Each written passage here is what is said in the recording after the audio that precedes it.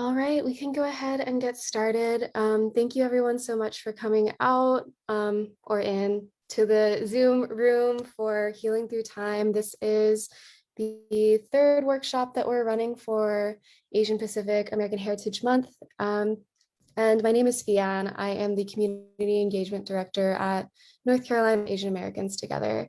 I'm so excited to invite everyone here and to be learning from these wonderful panelists. We'll introduce each of them in just a moment. Before we get started, I'd just love to do a couple of announcements. First, we have next week, we've got, well, this coming week, I guess it's Sunday now. This coming week, we've got a workshop on how Medicaid works. This is part of our community skill shares, and you can join that online as well.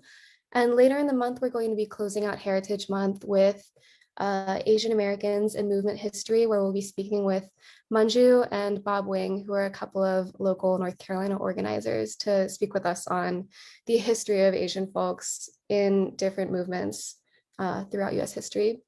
And we'll be closing out with a cultural talent show.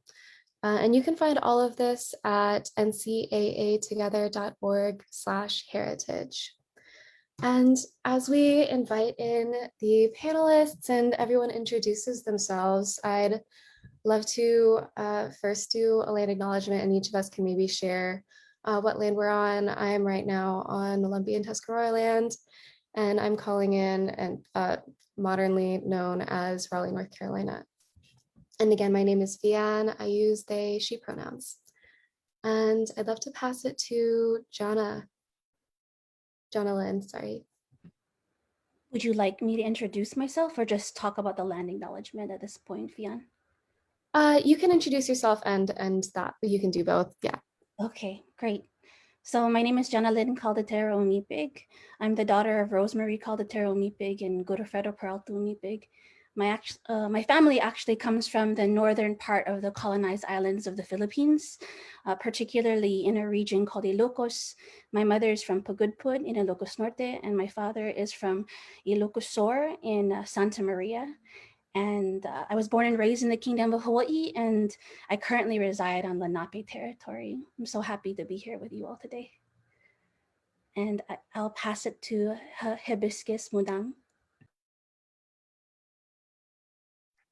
Hi, so I'm Hibiscus Mudang. It's just my Mudang name, which a lot of us are given after we're initiated and go through our initiation ceremony and training.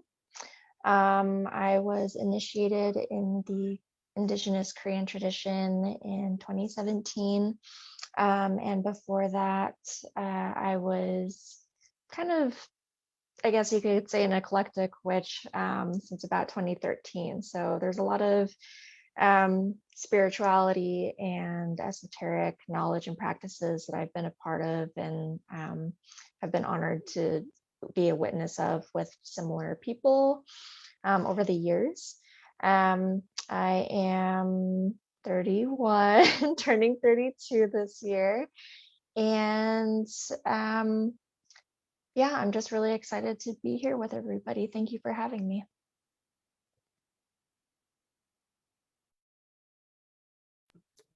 And we can pass it to Navi.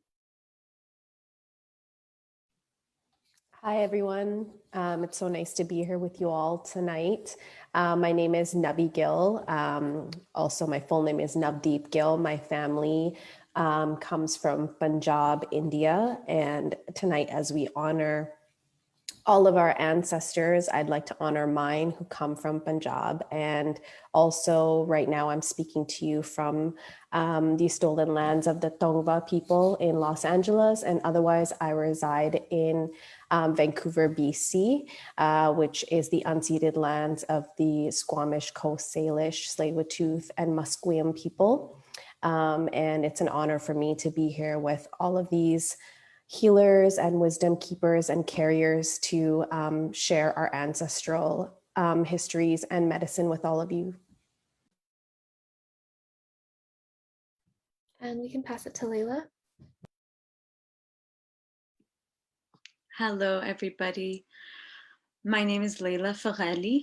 I am a daughter of the historic lands of Canaan, otherwise known as Bilad al-Sham or the Levant. My mother is Fayrouz Nassif. She comes from a small village in southern Lebanon called Tele. And my father is Nabi Farrelly. He comes from a village in the northern coast called Kfar Abida. And I was born and raised in Tongva Tataviam territories, where I am right now. And I'm very thankful to be here, to be part of this conversation.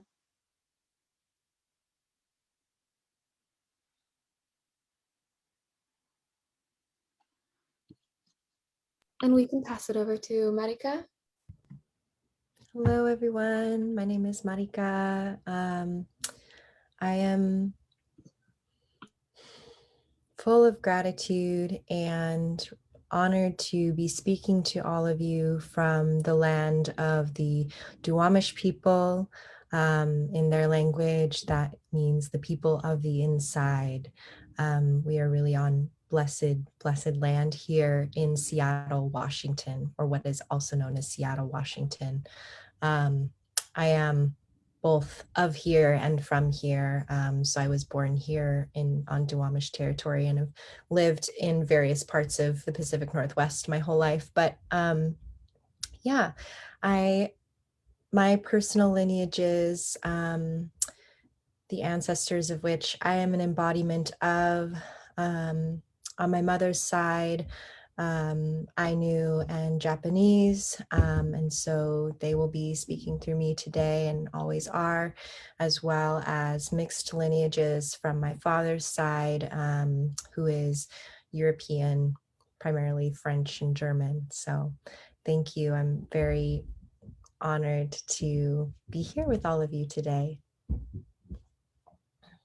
Well, welcome all to this space. Thank you so much for joining us again. And for our listeners, today's event is going to flow first as a panel, and then we'll be moving into a discussion about transgenerational trauma led by Dr. Pollie Bith-Melander. And so it'll kind of be a half and half event. And during this panel, we wanted to host this panel to, again, during Heritage Month, honor all of the different beautiful cultures and ethnicities and experiences that come with being Asian. Before the panel started, we were kind of having a small discussion about the big diaspora of Asian Americans, and really wanting to highlight these different cultures and break that norm of thinking of Asian American as a monolith. And as we look into healing today, I think a lot of the time, especially as it has become more mainstream, we're seeing a lot of health and wellness becoming something really centered online, social media, which in some ways has been really great, but in some ways has brought on a lot of appropriation and erasure. And so we really wanted to pull this event together to be able to honor the roots of some of these traditions that we have now seen become something a little bit more westernized, and maybe something that is not quite the same as from where it came, right? And so have some really amazing healers here today and wanting to talk about all of the beautiful traditions that are held here. And so the first thing I'd love to ask the panelists is just kind of a quick intro about a little bit more about what your work is, kind of what you've been working on, your projects, and some of the traditional healing practices that you've learned about in your heritage. And I think we can just kind of popcorn it around, and I'll pass it over to JL. The question is quite complicated, complex, and also something that is in deep contemplation of always in my life. I'm a diasporic woman. I'm second generation, and so when we talk about reclaiming tradition or being rooted in Indigenous practice, it's a quite complicated thing for me as a woman of second generation. I actually, and these are my politics and the way in which I move in terms of wanting to be equitable, wanting to be in a place of really also carrying my political very intertwined with my healing work. I don't practice Indigenous practice. I want to be very, very clear about that with folks who I relate to, that so much of the ancestral learning that I have is trying to draw back to as close as we can Indigenous values, but that Indigenous practice is not actually what I do. So sometimes folks, come to me with that type of notion, or sometimes try to kind of like in the same way you were talking about how Asia is not a monolith, that folks in the Philippines also try to use certain words or claim different titles.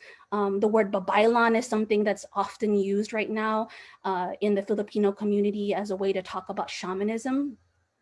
But the islands of the Philippines that have been colonized have so many different rich traditional practices that Indigenous peoples continue to pass down in tradition from generation to generation through birthright. And that is not the way in which I learned. The way in which I have learned in a lot of ways has been through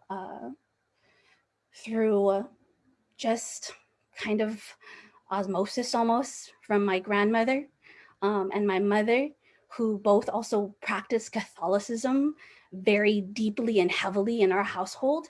But embedded within that were these ancestral practices of healing that were passed down, that as I grew up and was in question about the Catholic religion in which I was raised, where a lot of the practices that my family would use, particularly in moments of deep reverence, whether it be deep moments of needing healing, the births of folks in our family, the deaths of folks in our family, we would see the ancestral start to come through, particularly the women in my family. So I share all of that in complication because I think it's really important to talk about that, being that I also don't live on my motherland.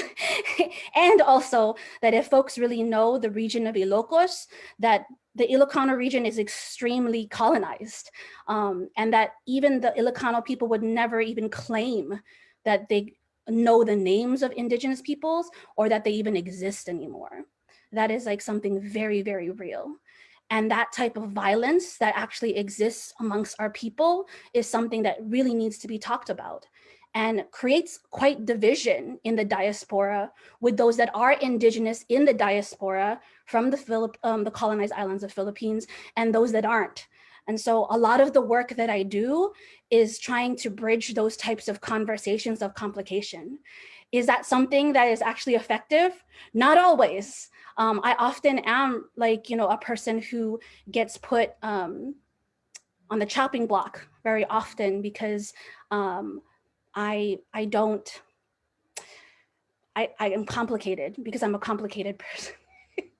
So I share all those things with you all, and also say that I work with the Center for Babaylan Studies, which is really a group of folks across the diaspora who work on doing that remembrance work, but also are really good friends with each other, healers in different lines of understanding of what healing is in their lives. And we do our best to hold each other accountable. We always talk about how if Center for Babaylan Studies didn't exist anymore, that actually it wouldn't matter because the work is just really with ourselves and our families, and that we'll continue to do the work regardless of being under an organization.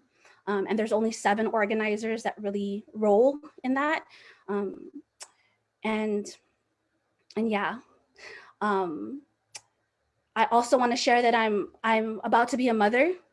That is like the work, the deep work. For a long time, the ancestral work was always like trying to dig it up, like excavate it, figure out where the erasure was not erased so that I could have those little fragments to build myself up from. But very, very readily and surely, also as a youth educator, I began to understand that the decolonization work, the crucial decolonization work is when we start to move in a direction of seeing forward. What are we actually intentionally and purposefully in the work of liberation able to actively hand to our young people so that they can grow it, and how much of that also can we trust to be generative, where it can grow from our young people without us being in a place of feeling like we have to control the complexities that they're going to generate from what we teach them.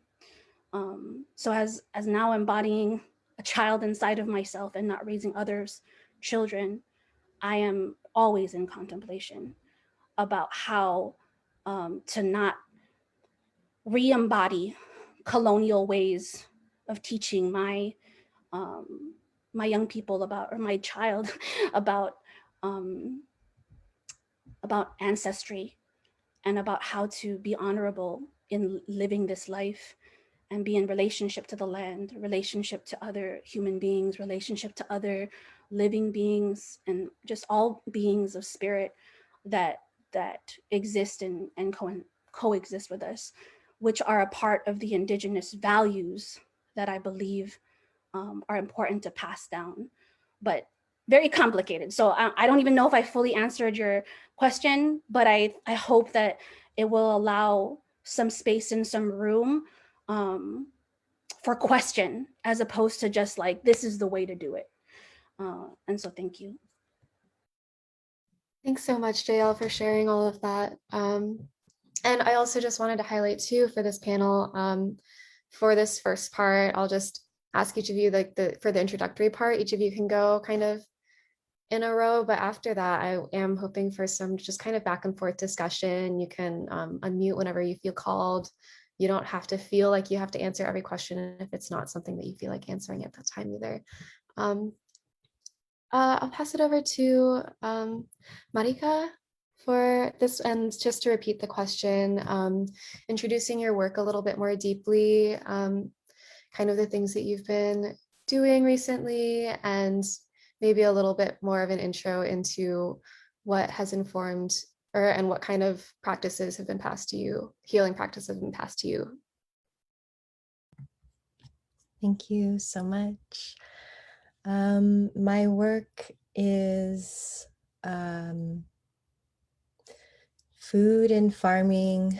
My work is motherhood. My work is community mutual aid. My work is plant medicine. My work is like hands-on healing work. Yeah, lots of things. I feel very fortunate that I am in a position in my life where the totality of my experiences is what I get to bring forward in my healing work and in my work with my students. I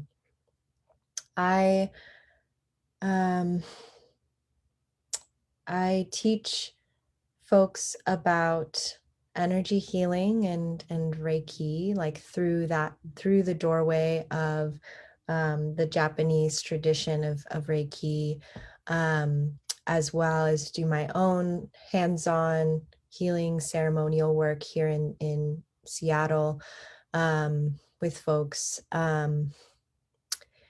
And yeah, I mean, I kind of came to Reiki through the same gateway that most folks do. My teachers were both white folks, and it took a couple of years for me to dismantle the conditioning that told me that I couldn't kind of create my own path that was more in alignment with me and more in alignment with my ancestors, more in alignment with our worldviews and cosmology and understanding of the human energy system.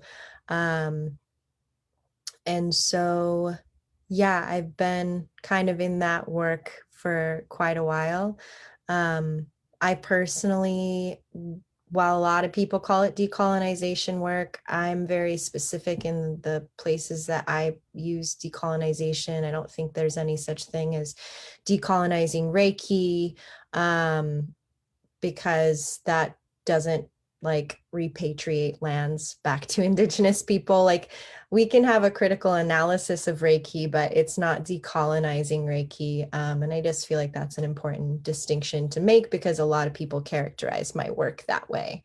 So I'm very much in the work of like applying a critical lens to things, helping support others in the development of critical consciousness, as well as dismantling or at least trying to support more community, like the embodiment of communal roles within society, and like what it means to be a healer as a community healer rather than a healer as like an Instagram famous Reiki master that lives in, you know, some country that the US totally fucked up, you know?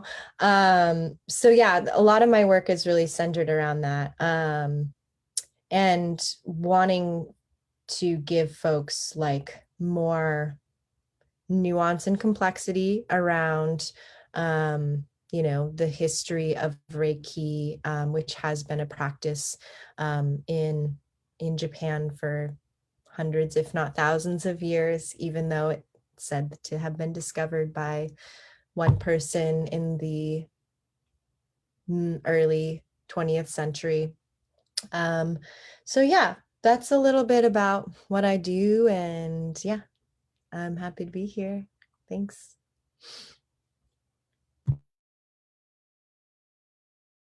Anyone who wants to go next can go.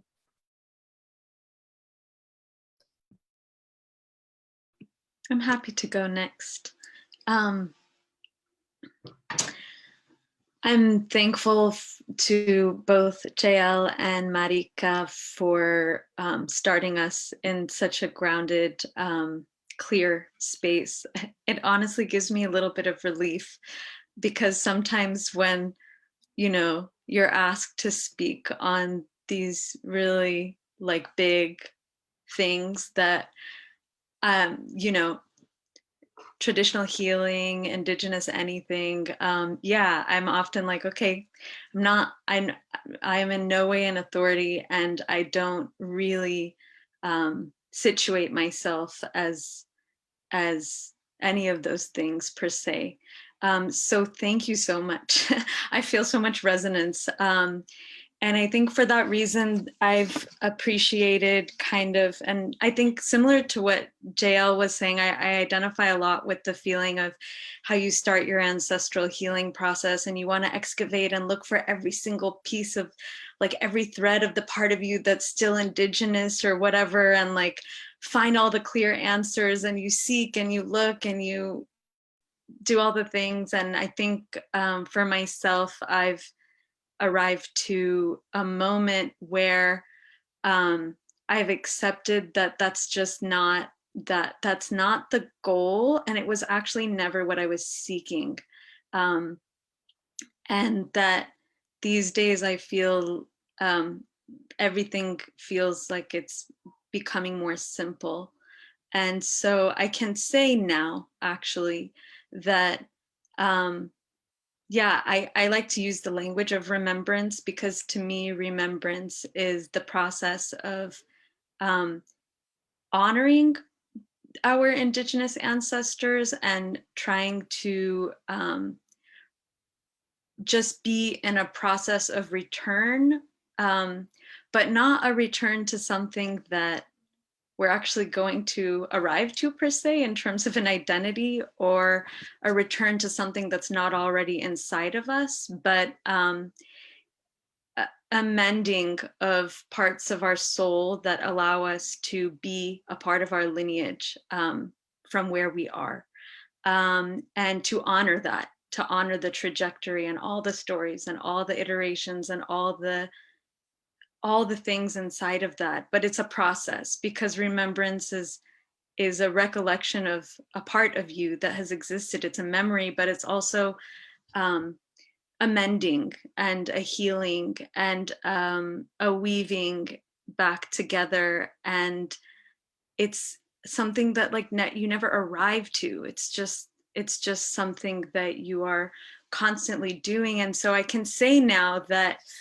it took me, all 37 years of my life to be able to say that actually I've learned a lot from my grandmother and my mother, but not because they were indigenous healers or that they looked the way that I thought that had to look in order to be valid, but because they've taught me about, they are extensions of the land that I am also an extension of, and they've taught me in their way of simply loving and being alive, that the tending and the stewardship of life in all of its most simple forms immediately in front of you, like that is it.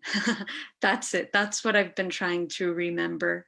And so at one point it's just kind of, it's like, well, I don't have the exact protocols and the cosmologies told to me by my mom and my dad and my family. And I don't have a lot of things, not because they're not indigenous to the land they're a part of. In fact, they immigrated, not me. So they did have that relationship. They grew up in relationship to their native lands and to their native foods and to the native waters and to the essence and spirit of all that. But yeah, our homes are so deeply fractured and colonized, and it's just not a simple thing. So I've spent a lot of the past 15 years of my life living in Lebanon, living in my ancestral village, and I still come to the same place. I can comb through every village and every mountain and every coastal area and every small town, and I can talk to every midwife and every whoever, but all that I'm left with is what my grandmother showed me, which was just to take care of the life in front of you, period. And I'm so grateful, because I think that when I really think about indigeneity and traditional healing, I think it is about that, and so I will never become indigenous again, per se. But I can honor that there's this like indigenous paradigm of reverence for life that my family has continued to tend in their own expression, in their own way, despite and throughout colonization, despite and throughout everything that's happening. And so I just have to make a little bit of just an acknowledgement to, my siblings in Palestine right this moment, who are actually decolonizing with their bodies as we speak right now. And still, all it is an affirmation of life. Everything from the front lines to my grandma's village in the diaspora or wherever. It's just, that's the only place it lands. So I think for me, one way that has been really, that has revealed itself to me with the grace of the earth and I don't know, whatever forces decided to, hook me up in this lifetime, is just guiding me towards the plants and guiding me towards a cultivation of relationship with the plants from my homelands, and also in the spirit of, honoring the indigenous of my own ancestors, the plants of the lands that I'm on, because I think that a lot of this is also about how you honor and remember is about a relationship to place that allows you to tend the life in front of you. And so the plants have been, or the plant cesters as I call them, have been a really important teacher for me. And I do run circles of other folks like me from diasporas like mine who also seek to remember, where we spend a lot of time with our ancestral plants. And I do some cultural work. So I do that through River Rose Remembrance, which is my own little practice of medicine offering, and learning and just being with, and sharing with community. And through River Rose, I host the Nijma Jadurna, Regather Our Ancestors project, which most folks probably recognize through the Swana Ancestral Hub, which is just a place for us to connect through the stories of our grandparents, the stories of our lands, the stories of our plants, and just like the stories of our existence, in honor of our ancestors and that process of remembrance and restoration. And so I think, JL, I don't think you're complicated. I think you're just beautifully honest and sincere. And I appreciate you for grounding us in the spaciousness to hold those things at once, to be both honoring what is indigenous inside and around us and acknowledging the ways that we are diaspora, you know, without kind of needing to claim things that we're not, even if we're constantly in a movement back towards them, because what we seek is to restore and to regenerate. And that is where the indigenous lives, even if it's not where we live. I don't know. It makes sense somehow, even though it seems contradictory, but I feel you. And I really just, I appreciate the resonance. So thank you.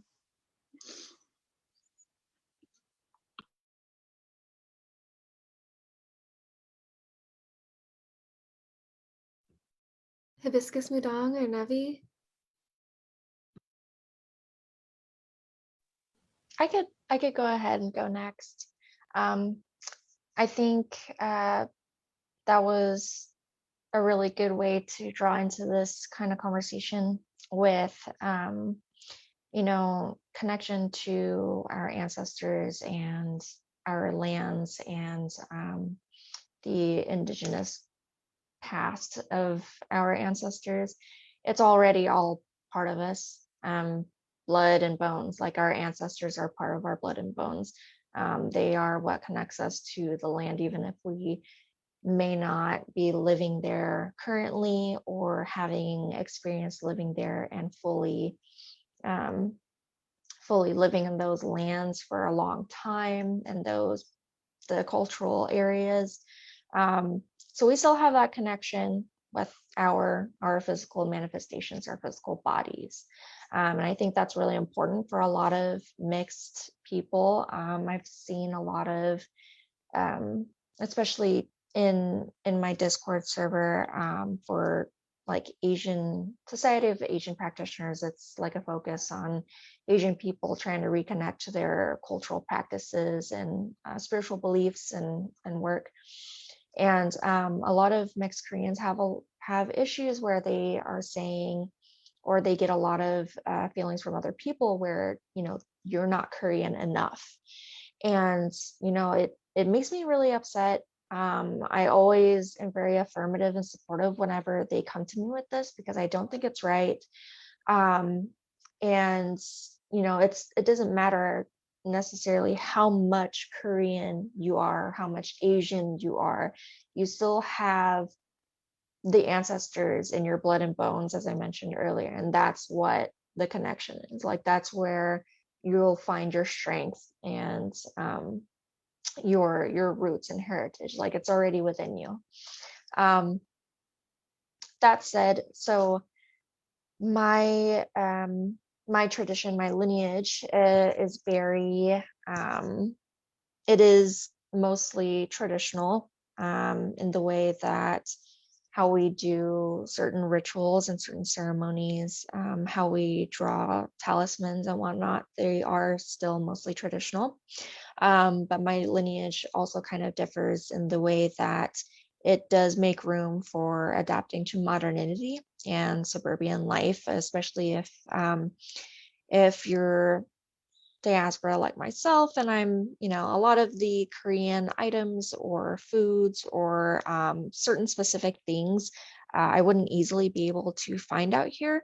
So my lineage is actually really awesome about accepting that and finding ways to make room for your mixed identity. So that's been really great. So divination, ritual talismans, and energy healing, all of these things encompasses healing in one way or another, especially when it comes to a client coming to me about something about their ancestors. They have to try to fight off a lot of Han, which is like a Korean feeling of immense sorrow and grief and anger. A lot of kind of karmic debt and ancestral karma. A lot of it will build up, and Han is kind of like that. And a lot of our ritual practices is about helping the client's ancestors relieve that Han in one way or another. So big ceremonies is a way, certain smaller rituals, mountain prayers, ocean prayers. These are all things that typically help out with the client, their ancestors, and having them get some closure. So one of the things that we kind of lack out here in America is that we don't have a worshipers association. So in Korea, there is a Korean Worshipers Association, which is kind of an official organization and membership with like a roster of mudangs and like mudang helpers and other kind of clerical people or clergy associated with that role.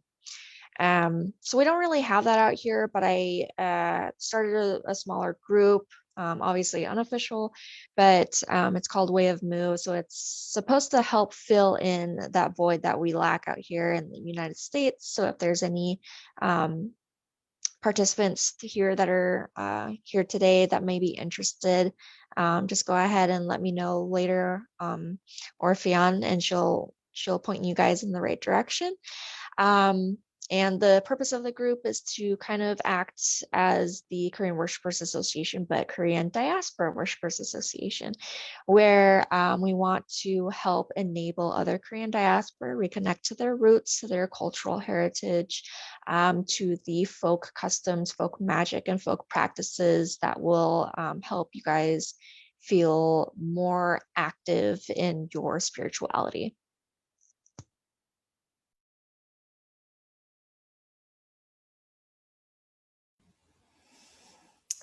Well, to follow all of that,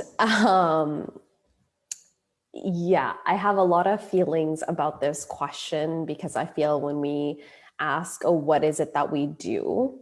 Often in these panels, it's always reduced down to like the title of the work that we put out into the world. So JL just started it off with like a totally different trajectory. I was hoping to get off easy and just be like, oh, I do Ayurveda and I'm a practitioner and I do body work and that's it. And let's not get into the deep stuff, because when I came into the panel and we were all speaking to each other, I was like, I'm feeling all types of ways. Emotions are at an all-time high.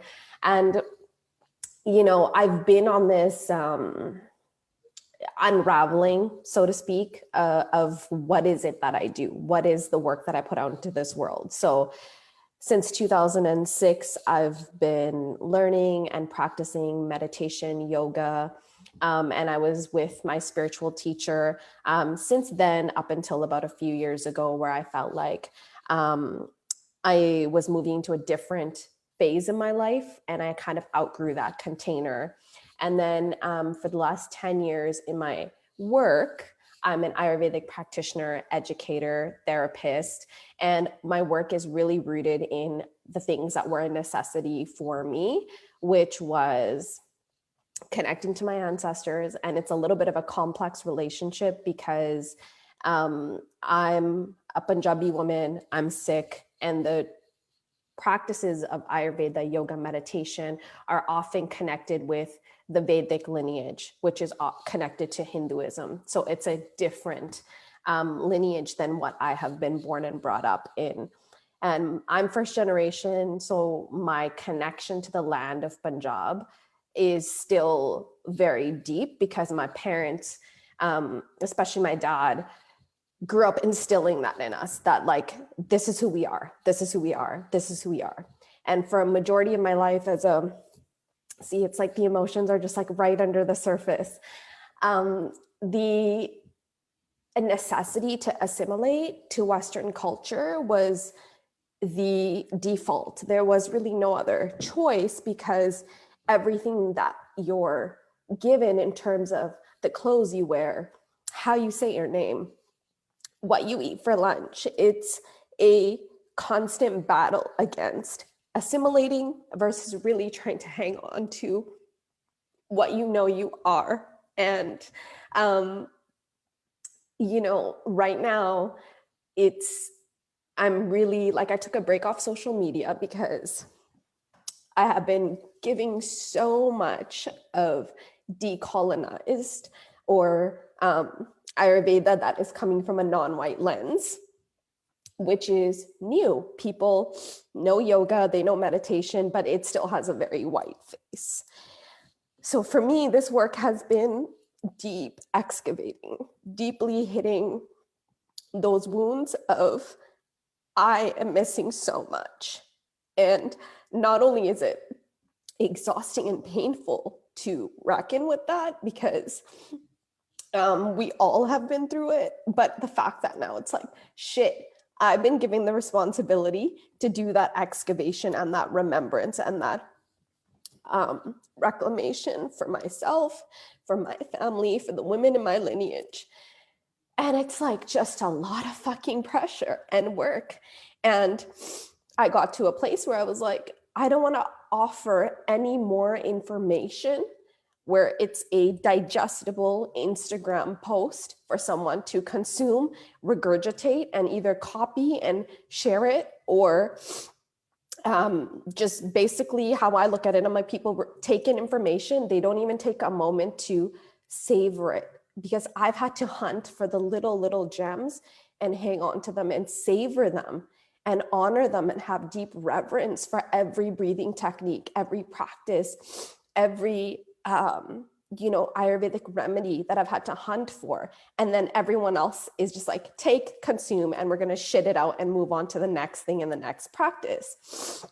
So, and we're in this world where, unfortunately, when we're practitioners, and this is how our work is shared and our livelihood is dependent on this work being shared at a wider scale, it's that double-edged sword. Like, how much am I then contributing to this knowledge moving further away from its original state, and how much am I doing the work of like sharing and allowing others like me to be in remembrance? So, long story short, I am on this unraveling journey of my own self and really looking at what is it that I want to create and how do I want to share it with the world that is in honor of my ancestors who were kept away from this knowledge and were not able to practice this knowledge because we came from a different religion and a different region in India. And not perpetuate those same colonial belief systems and ways of practicing and ways of running a business or ways of sharing information that seem like it's the only way, or we're going to not be successful, or we're not going to, earn the living that we deserve to live. And so that's kind of where I'm at right now, is really figuring out what is it that I want to do without that constant fear of like, if you don't cater to capitalism, that we're not going to make it. And I've just been like waiting and calling in the ancestors to give their guidance, because like Hibiscus Mudong said, like, they're in our blood, they're in our bones. They know us more than we know ourselves. And the answer lies within like just being quiet and cutting off all this excess bullshit. So thank you for holding space for my tears, because I already gave the forewarning that they were going to come. So I appreciate that. Thank you so much for your openness and for sharing all of that. I want to hold space for any of the panelists. Is there anything that you heard from anybody that you want to respond to or elaborate on? Just want to like kind of let it flow from here. So I'll pause for that first. There's so much. It's just such a rich conversation, and I'm like looking at the time and wishing that we had more time with each other. Just drawing upon little bits of everyone's sharing. Yes, Leila, remembering is such a deep process and word to really use to try to encapsulate in a very, like you said, simplified, but really, really vast way of understanding what we're doing here. And often my elders have used remembering in the way of remembering, like taking together like the fragments of ourselves and putting ourselves back to pieces, which I've heard from each of you is the healing work. And so much of this work that we're understanding, and I wrote this in the chat box, but I think that it's really important for us to understand the deep grief that exists in the work that we're doing, the tending to the and mourning of what has been lost as we also create.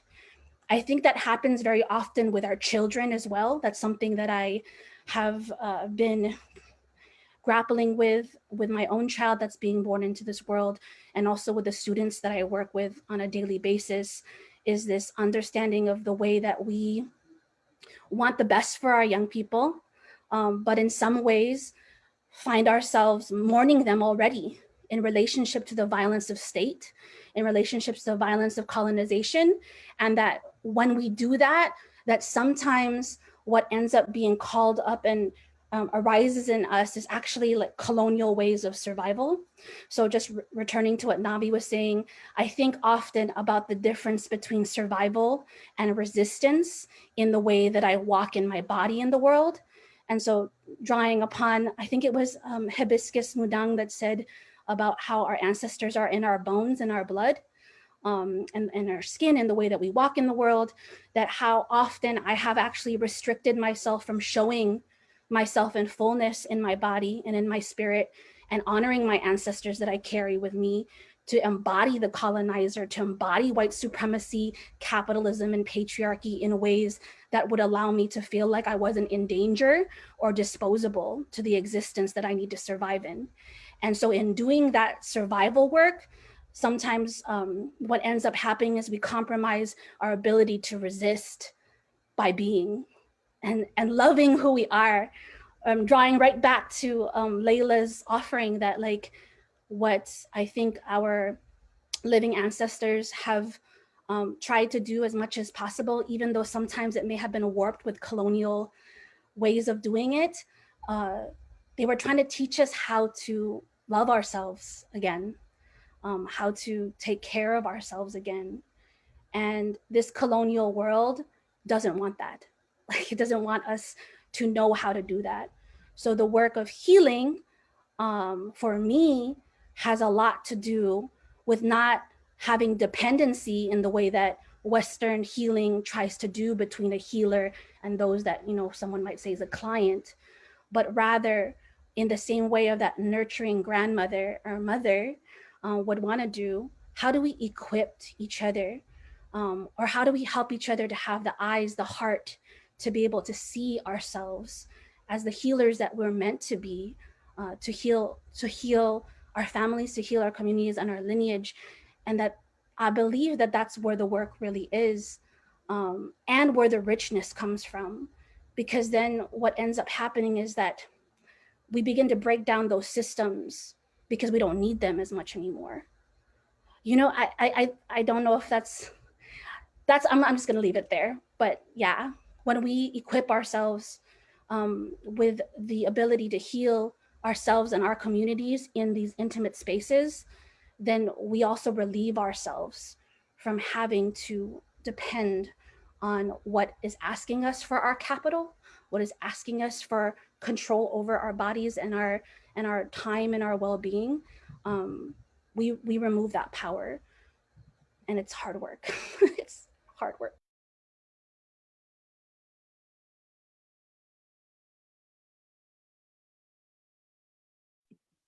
Yeah, it is hard work, and I think what you offered. Thank you so much for that. I feel like you did such a beautiful job of also just weaving so many threads because we've already shared like wow so much. And I really resonate with the feeling that we could be here for a lot longer.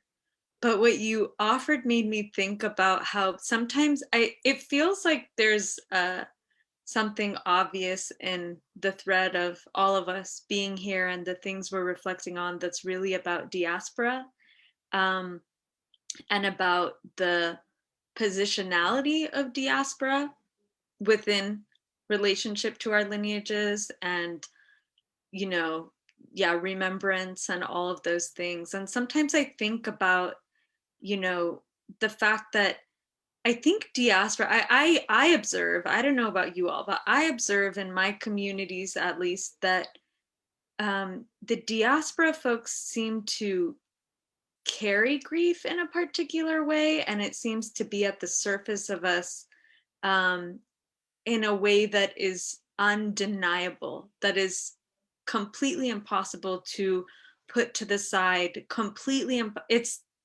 it's like it wants to be tended and honored in order for us to touch anything else. But yet we're often in a position where we don't feel like we have the tools to know how to do that because we come from people who honestly had to keep it moving, you know, had to keep it moving. So, you know, the way that grief lives in our bodies, it seems to exist differently. And I've been thinking recently about how diaspora itself, it's like this site of severance. It's like it mimics the colonial wound somehow because it's the place where something gets cut. It's like the site of a wound. It's more prone to infection. It's also something you can never stop seeing. It leaves a scar that you are not able to look away from. It leaves a mark both on where it left and where it goes. And it's like sometimes I've been thinking about how diaspora being claimed by home and claiming home has to be a two-way thing in order for decolonization, actual decolonization, to happen too. Because, you know, you don't lose a limb and not feel it, but we're in this reality where I think actually that's where we are. I think we are in a place where a lot of our people have lost pieces of themselves. And yeah, we are like limbs scattered all around that need to be remembered. JL, I use that as re/membered a lot too, because in one of our, you know, cosmological stories that probably a lot of people know because it comes from the Egyptian cosmologies, which, as we know, have been highly appropriated and trended in severe ways. But, you know, there's a story about Isis and Osiris where Isis is in a time of deep exile, and her brother lover, okay, has been killed by his corrupt politician brother and has been thrown into a coffin into the river of the Nile, and the Nile floats all the way up the Mediterranean coast to the shores of Byblos, which is in modern day Lebanon. And she has to go into deep exile, and she ends up in this journey of, you know, basically becoming diaspora because she has to go collect the body of her love, of her beloved. And she finally finds him, and I'm obviously shortening the story a lot, but she finally finds him. She gets the coffin, and the force that is against them, which is their own brother, sees them and opens the coffin and scatters all the bones in the water. And she has to go and collect each bone one by one by one, because in order for her to prey on him the way that the dead need to be preyed on in order to become eternal, they have to be in one piece. they can't be scattered here and there and there and there and there. And I feel like our ancestors knew, like they told us the story of remembrance thousands of years ago and said, hey, we gave you this story. You know, we gave you this story because we know what life on earth is going to bring and what it's going to carry. And I think diaspora, like we all often feel so lost, but at the same time, we've been spoken to so specifically, and the sacredness of that site where you grieve, where she had to grieve for days before she could even go on the journey. She cut all her hair, she went into hiding, and that's what the stories say. She cut her hair, she went into hiding, she grieved for days and days and days before she even left, and she waited for the spirits to give her the strength for herself to be restored enough. She just grieved until she could even make the journey before she started collecting. And she didn't find all the bones. There was one missing. One was eaten. But she still did the ritual, and she prayed on Osiris's body, and Osiris became eternal, and he resurrected. Basically, you know, Jesus much, yes, very Jesus, also from our region.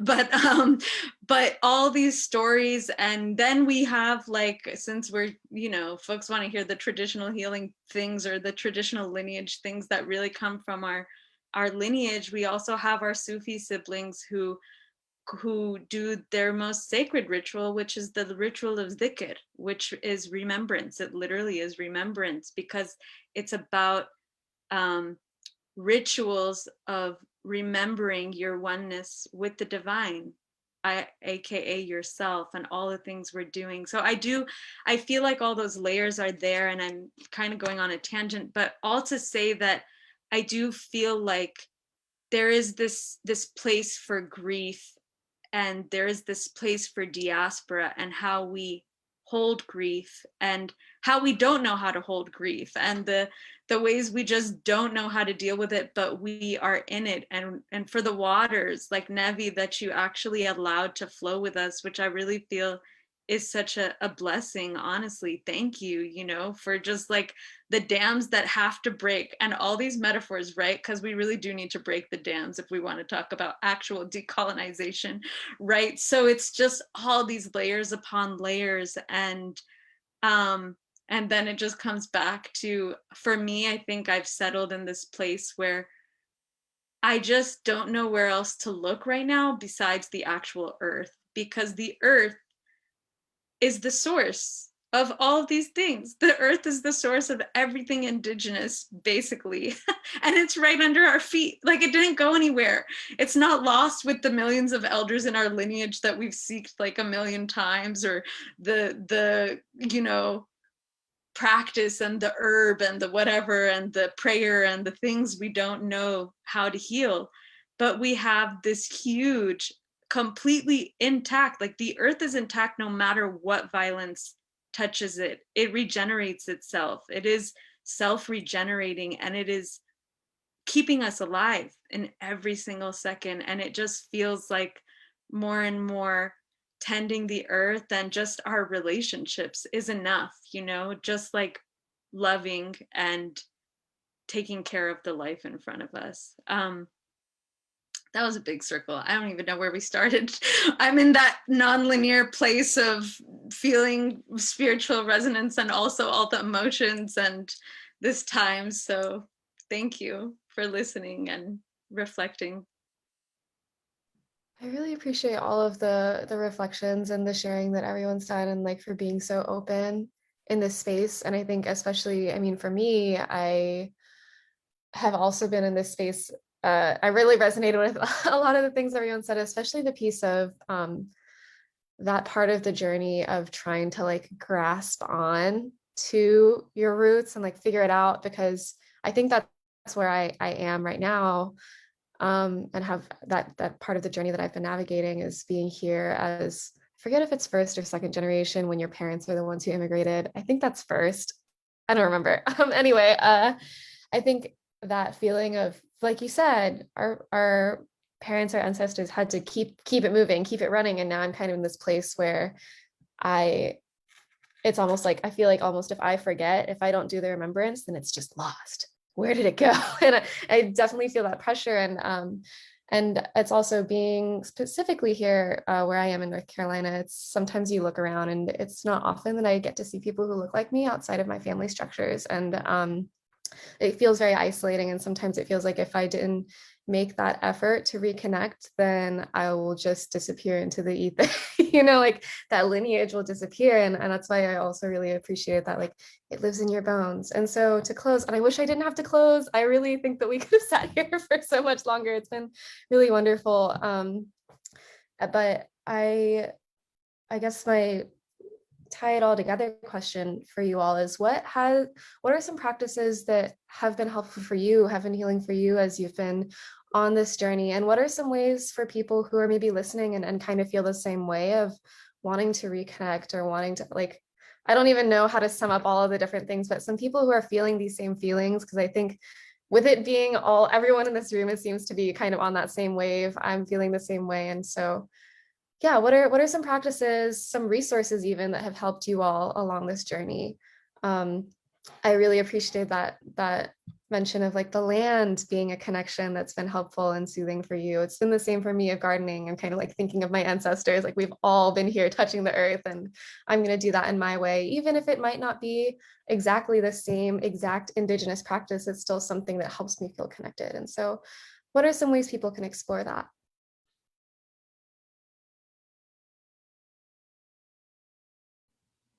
I can share some things now that I've regained my composure. But crying is a great way to just release and like allow that grief to move through the body. For me, it's been a journey to move from the head to the heart. So often when we're in positions where we're responsible for sharing or teaching things to other folks, we forget that we also need to practice those ongoing for ourselves. And it's the small things. Getting into the earth is absolutely one of those. Like my mom, my grandmother, like I grew up with having a big garden at my maternal grandmother's home, which she's still at like 80 something tends to. And I've slowly been trying to build that connection that like I too can be that way, instead of thinking that like when I'm an old woman or when this happens, then I can start doing these practices. It's like I have the privilege to do them now and tend to my body and my mind and my spirit now. And I don't have to wait until I don't have a choice. So that prioritizing, breath is something that's been a part of my practice. Is every emotion is correlated with a specific breathing pattern that happens in our body. So when we can recognize and become aware of the breath in the present moment and just grounding down and following the rhythm of the breath, we can really tune out a lot of the noise. Like we are constantly bombarded by what I call impressions, whether it's through what we hear, what we see, what we eat. Everything is an impression that gets like lodged in our body somewhere. And movement, breath, crying, like I said, for us in Ayurveda, massaging the body with warm oil and really reconnecting as women, an important practice.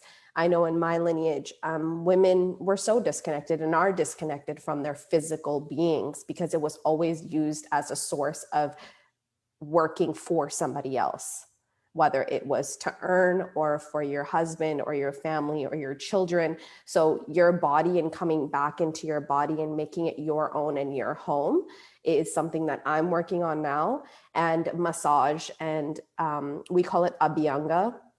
That's a practice that is really nourishing for the nervous system, for your physical body.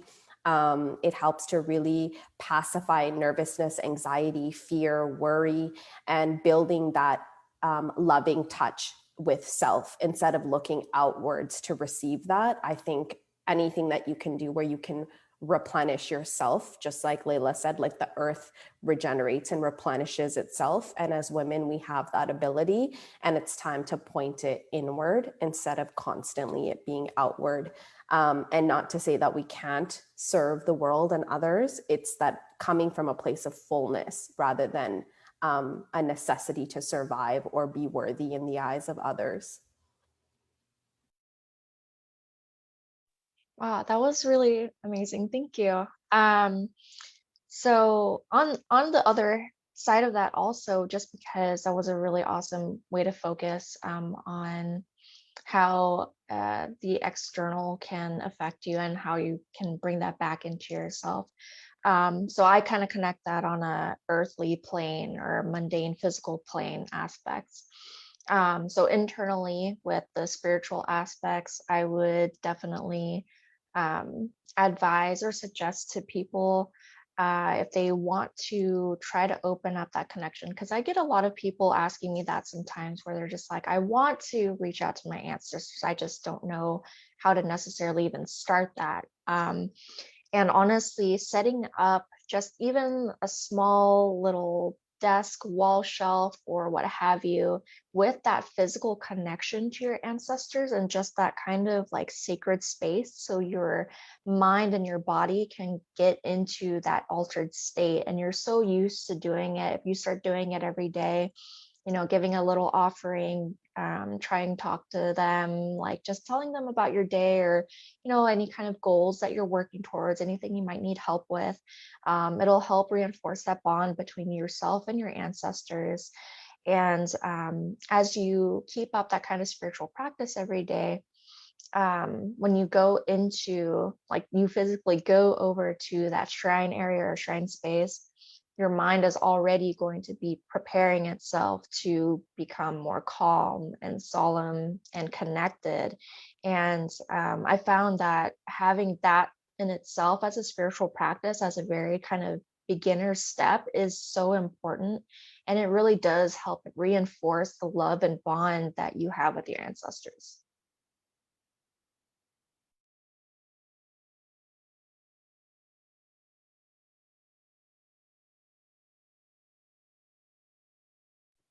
Leila, JL, anything to share? I feel like the only thing that I could really share is to find your community, just find your people. I have a teacher out here who's Taino. Her name is Esperanza Martel here on the Napi territory. And she always told us that healing happens in community, as a political act as well as an act of spiritual healing. The understanding that isolation is actually something that contributes very often to the way that colonization can kind of take us under its control. But every time that we make connections, every time that we allow ourselves to be in a communal space where we can hear each other the way that we're doing right now, it's really deep medicine. And that there's something very, very valuable to understand about the capabilities that we have in the time that we live in, that were not some things that our ancestors had, where we can be meeting with folks from, you know, South Asia and Southeast Asia and from all different parts of the world who are working to really be well and be good, and to love ourselves and each other in these really tremendous ways that we've been taught not to anymore. And to do that, remembering together in these ways, and find those intersections of connection and see ourselves in each other, and listen to folks like stories and be like, oh my gosh, that reminds me of a story from back at home where I'm from as well. Or when you hear about someone learning from their grandmother, or when you hear about someone who is also grappling with what it means to be learning your traditional practices from a white person, or whatever it may be, like that, we can have that. We have to find each other, you know. So my main thing to offer to folks is to find your community and to show up. Just show up. Every time you show up, there'll be a point of connection that can be made, and that will be medicine for you.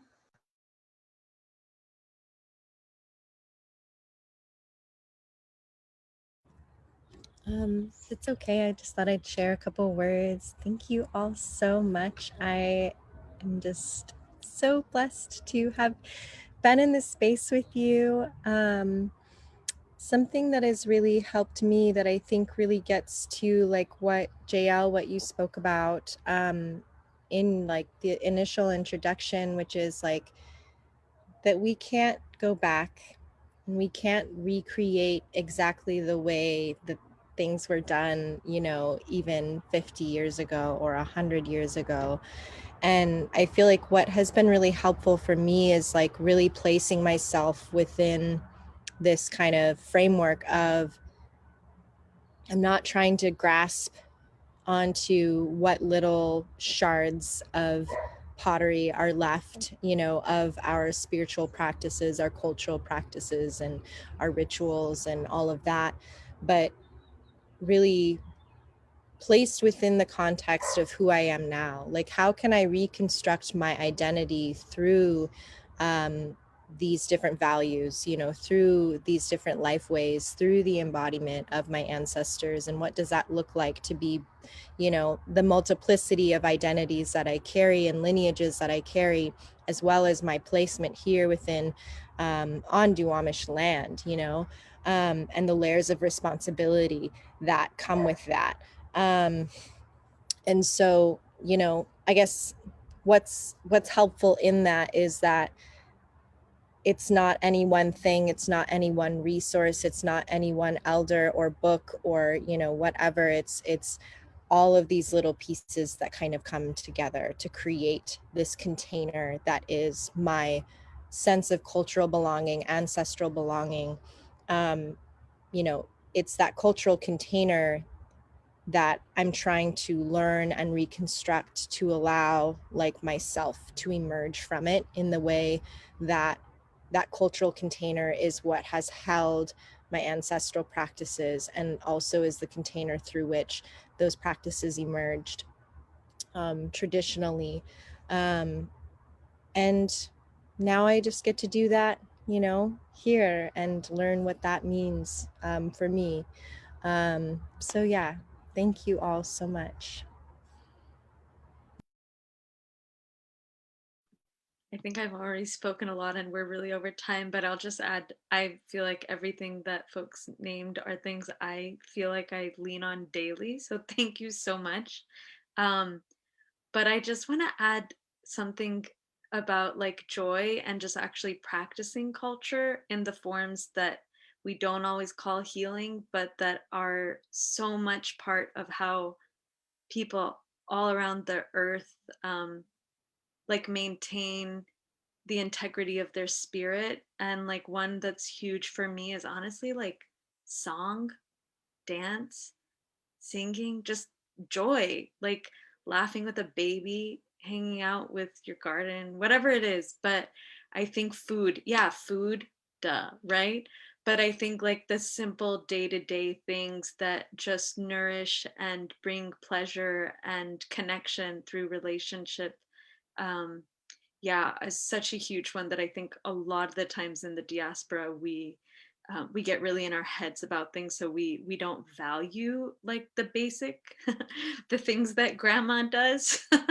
But I swear they're the ticket. They are literally the ticket. So yeah, I just want to add that, and thank you all so much, and Fionn for bringing, wow, such an incredible group of people. Honestly, for me, this was personally very healing to be in a conversation about this with folks who are actually in the question and in the what JL called the complicated, but like it was such a deep relief for me personally. Thank you so much.